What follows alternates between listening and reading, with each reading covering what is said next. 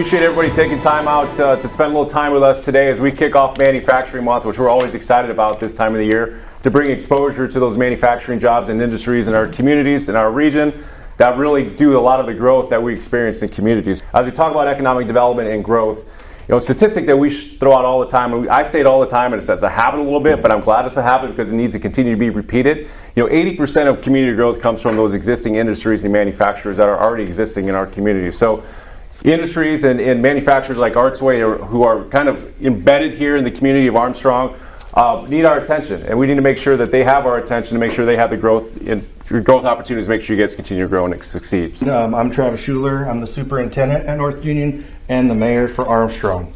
So Artsway Manufacturing was founded in 1956 by Arthur Luscombe. It started by him building a PTO grinder mixer at his farm in Dolliver. And kind of the neat little thing for me in that process is before I've ever heard of Artsway here, and the fact of the community having this place, my grandpa was a small dairy farmer, and my grandpa used an Artsway grinder. So it kind of goes back for a long time.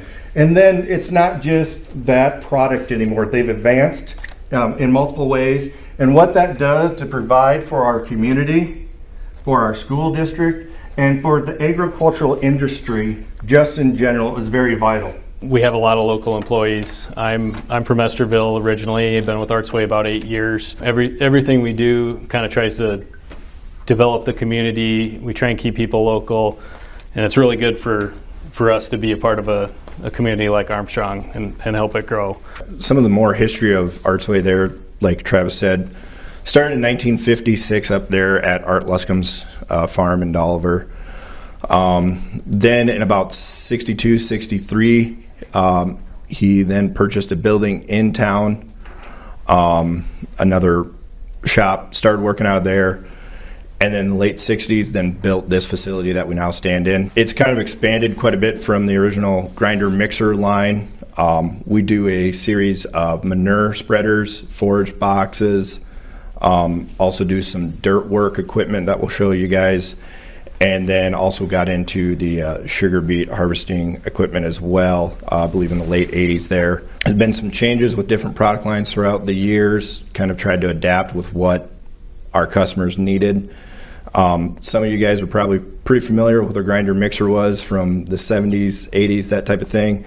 What we've got for a product now is very similar to the core as what it was, but also very, very different. We've got a lot of different type of livestock operators now. What they have for goals and such is different, so how we try to fulfill that and meet that is changing every day. Currently at 68 employees with Artsway Manufacturing.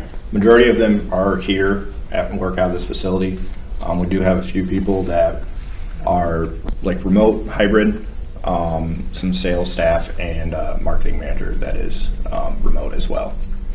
Great working hours, probably less bureaucracy than some other manufacturers and some bigger companies, so that's definitely helped us out. Definitely a community feel. You guys will kind of see some of the stuff we've done on the tours to make our employees want to come to work and just have a clean environment, and some of those things help out a lot. But for us, the biggest thing has been retention, so it's definitely been a focus of ours. We kind of had a directive to be one of the employers of choice here over the last couple of years. We've worked, we partake in the player survey. I don't know if you guys have ever heard of that, but a bunch of manufacturers in the area, fill out what their benefits are, what their wages are, and we try and be competitive with that, and we've really made a lot of progress over the last few years. So a lot of good changes that have happened. So when Michael touched on the workforce, that was my biggest goal when I started here. You're not anything without your workforce. So I was just telling a couple of you, we actually had an early retirement within 2 of our employees. It was 106 years between the 2 of them. So that tells you how many people stay here over the years. But through the COVID, through all this manufacturing, the ups and downs, I'm familiar with it in the ag market and the recreational vehicle market. It's all about your workforce, and we turn less than a single-digit percentage of our workforce. Yeah. So we cater to them, and we're in rural Iowa. So you just, like you talked about, you just can't get the people. So you have to treat them right.